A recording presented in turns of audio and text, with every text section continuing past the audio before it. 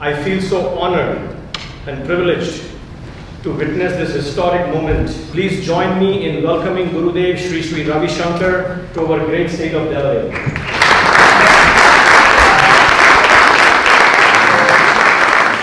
Good afternoon. It's such an honor to be with you all in this great state of Delaware and to address honorable senators here. As we all know, post-COVID, the biggest issue that is concerning our planet is mental health. So we all have to work towards bringing back a robust mental and physical health to our society. I always believe that a strong mind can carry along a weak body, but not the other way around. A weak mind cannot carry along a strong body either. So, 2 years of pandemic, on top of it, the war, the inflation, everything has brought such a negativity in society, and we need to combat that to see a very healthy and happy society.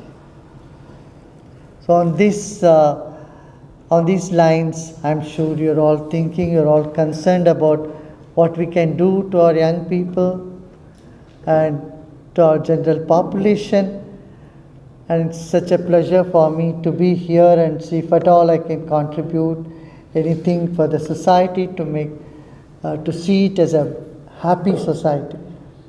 I'm sure a state which is such a good infrastructure and facilities, very good per capita income for peer population, can very quickly become one of the happiest states in America. So if we have to work together, all of us, the NGOs, government agencies, corporate sector, if we all put our attention and see that happiness prevails in our population, we can definitely achieve. It's not undoable. Now, what I see among the younger generation is either they get so depressed when things don't go the way they want it, or they become very aggressive. Both aggression and depression, both these extreme tendencies are not congenial for progress or prosperity of any society. Now, what do we do? Here we have certain things, certain exercises, certain techniques of breathing, of meditation, which has helped millions around the world to combat the stress, to uplift the human spirit, and to bring the loving kindness that we all have. Every single human being has so much of kindness in them, it just needs a little unveiling. And that unveiling can happen when we tell them or teach them how they can handle their own emotions better. Not just get upset at the drop of the hat. Small things can trigger our emotions, and neither at home nor in school we are taught how to handle our mind, our emotions. And here we have this foundation volunteers who can help out all those who are in need of it. Mental health is such a taboo. There is so much prejudice against it, so people are not willing to even accept that they need some help. In these cases, we don't even talk about mental health, but we say wellness. We are working in prisons, you might have seen people who are incarcerated or in the correctional homes. They too need help. Because I see a good person hiding behind those people who are there, and they also need help. So we have done a lot of scientific studies on this. It's been authenticated by science and researchers. Number of research has happened, including in this country.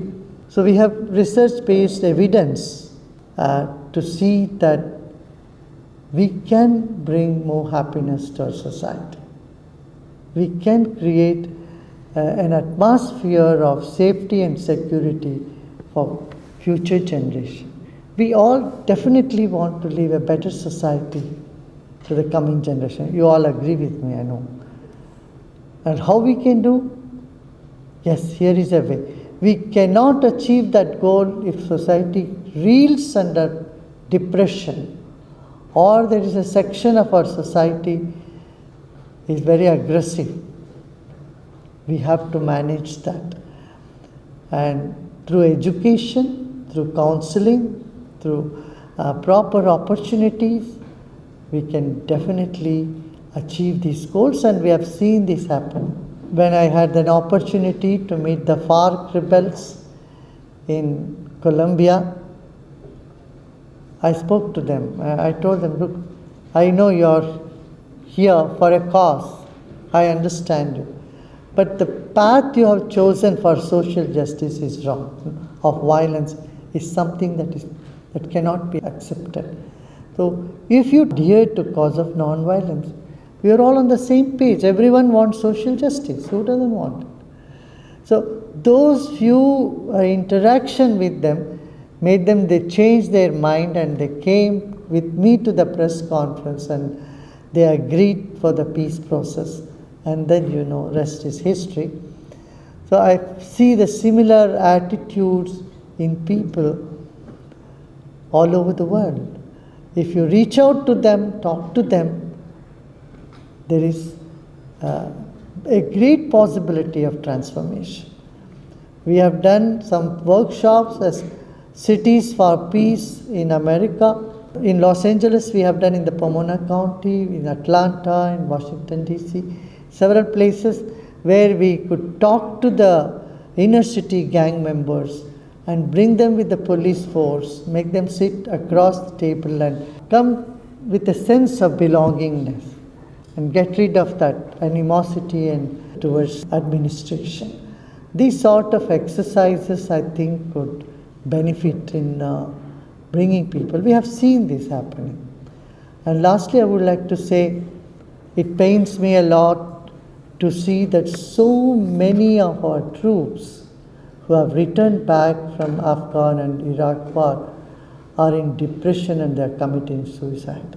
Even in here, Pennsylvania, there are many veterans who have undergone a program we have called this Welcome Home Troops, give them a robust mental health by treating them on PTSD problems with breathing exercise. They have found great transformation, and state of Pennsylvania had, and also state of Delaware had many veterans who have undergone this course, and you must hear from them their own experience, how happy they are and how much transformation they have undergone. So in schools and colleges, we can do something to reduce the stress, and with veterans, we can do so much so that this tendency to take their life off stops right away. We can't afford to have these things happen. The other day when I was in Washington, D.C., in a conference, and I was told that about 400 doctors are committing suicide this year. And about 6,600 young students have taken their life. So this is not a good sign for any of our society. We have to address this. And I see simple technique of attending to the breath makes the difference. It's almost unbelievable to say that just breathing exercise could do such a transformation. I say yes, because for every emotion there is a definite pattern in the breath. Here, see, when you are angry, you breathe differently. When you are upset, you breathe differently. When you are happy, your breath flows differently. So attending to the breathing pattern and attending to our mind, the way our mind oscillates between past and future, and it has a tendency to hold on to the negative. 10 compliments are given and one insult, our mind latches on to that one insult and chews on it. These are some of the main things that we put attention to. It makes a big difference. And so people feel empowered. They feel they no longer have to feel helpless. Now they have learned something which they can use to make themselves better. And I am with you all. You all are so fortunate that in a small state like this, there is so much beauty around here and such good people of Delaware State. I have interacted with many, and it's a multicultural state, a state which welcomes people of all faiths and of all nationalities. Such a peaceful state, and we will make it even more happier state. And I am with you at the service of the state and the people of this place. With these few words, I thank you for having me to address this august Senate. Thank you.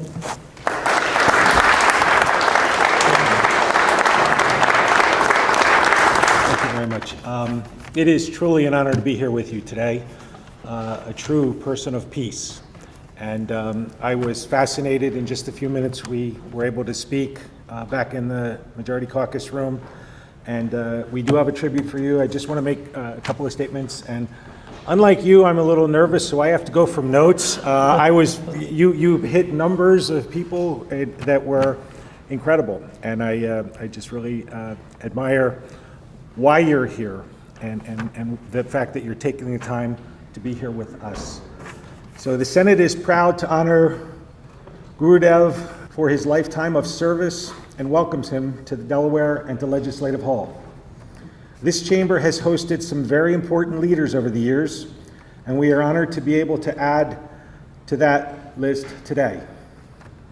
As a spiritual leader, Sri Sri Ravi Shankar has rekindled the traditions of yoga and meditation and offered them in a form relevant to the 21st century. As a humanitarian leader, his programs have provided assistance to people from a wide range of backgrounds, victims of natural disasters, survivors of terrorist attack and war, children from marginalized populations, and communities in conflict, among others. He has played a key role in conflict resolution and has spread his vision of nonviolence worldwide. He has received particular credit for his work in conflict resolution and for bringing opposing parties to the negotiating table in Iraq, the Ivory Coast, Kashmir, and Bihar. Through his initiatives and public addresses, Sri Sri Ravi Shankar has consistently emphasized the need for reinforcing human values and recognizing our common humanity as our highest identity. Fostering interfaith harmony and calling for multicultural education as the remedy for fanaticism are important parts of his efforts to achieve sustainable peace on our planet, the only planet we have. We are proud to welcome this remarkable man who has done so much to help others during his eventful life to the Delaware State Senate. May his message of hope and harmony for humankind resonate among the people of our state as it has for so many others. The Senate directs this tribute to be presented together with sincere thanks and best wishes to Sri Sri Ravi Shankar on this 10th day of May, 2022. Thank you.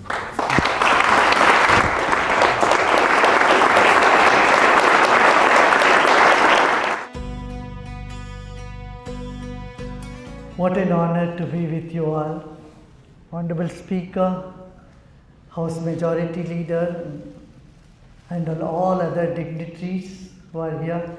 It's such a pleasure for me to be here in this beautiful state and to spend few moments with you all. Just a few minutes back, I was talking to the senators in the same house. I expressed one wish that why not we make Delaware the happiest state of United States of America. I feel it is doable. If we take good care of the mental health of people here and take care of all those troubled youths and all those who are in stress and depression, especially post-pandemic and with all the things going on in the world, there is such a negative spin to people's mind and behavior. And I'm here touring all over US to see if we can contribute in any way to uplift the human spirit, bring more love and compassion and togetherness. We're also planning to hold a World Culture Festival wherein people of all different cultures and faith groups come together on one platform and give the message that the whole world is one family. We are all one family, and it's one world, one planet we have. We have to take care of our Mother Earth, our planet, and take care of the mental health of our society. You know, there is two extremes that people are swinging. One is either they get so depressed on one side, on the other side there is so much aggression. So we have to address these both situations that we are facing today and bring robust mental health and a happy living condition for our society. On these lines, our organization, which has a Delaware chapter, they have been inviting me for so many years. This year I said I'll definitely come, and I see here there is so much harmony already, people of all different faiths and communities working together, and this hope has arisen in me that we can definitely make this one of the happiest state, a model state within USA, and where there is no violence. And from school, classroom violence is another thing that we can definitely prevent by taking care of the behavioral patterns of our young people. What we have missed in our whole outlook is that our breath has so much to offer about our mental health. For every mood or mindset, there are definite pattern of breathing that is associated with it. Just learning a little bit about our own breath and a few exercises, a person is able to control his own emotions, control his own thought process, and find harmony within oneself. Coming from a Gandhian principle, this principle of non-violence works all over the world, I tell you.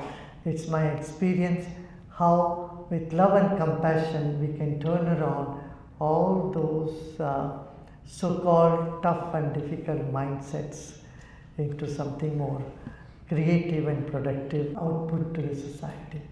And as decision makers of this society, I would also love all of you to take a little time for yourself, maybe 10 minutes, 15 minutes to sit and relax and have a retreat for just 1 or 2 days where your robust health is very important. You can feel yourself with more energy. You have to do a lot. The formula of stress, I often say, is too much to do, too little time and no energy. Now we all need energy, right? We need more energy. And there are ways to build up our own energy system in us and feel more with presence of mind, more alertness and free from stress. With these few words, I once again thank this august assembly and for inviting me here and sharing few moments with you all. Thanks.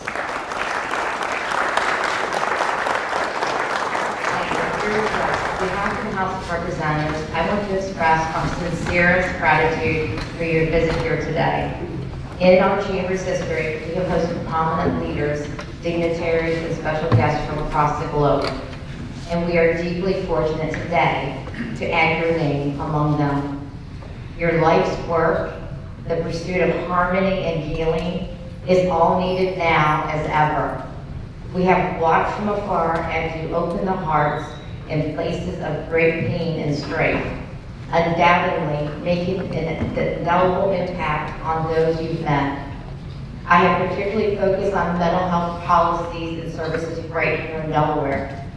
It's easier to call attention to those needs when we have somebody like you champion those needs. You inspire us legislators as Delawareans, and most importantly, as fellow human beings, to take better care of one another and ourselves during increasingly difficult times.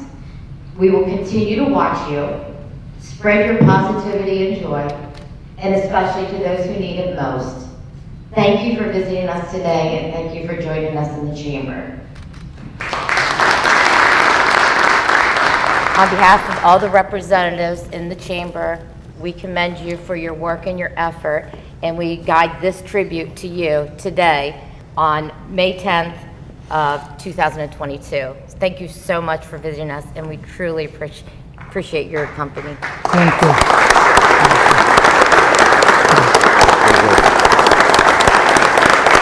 That's the time.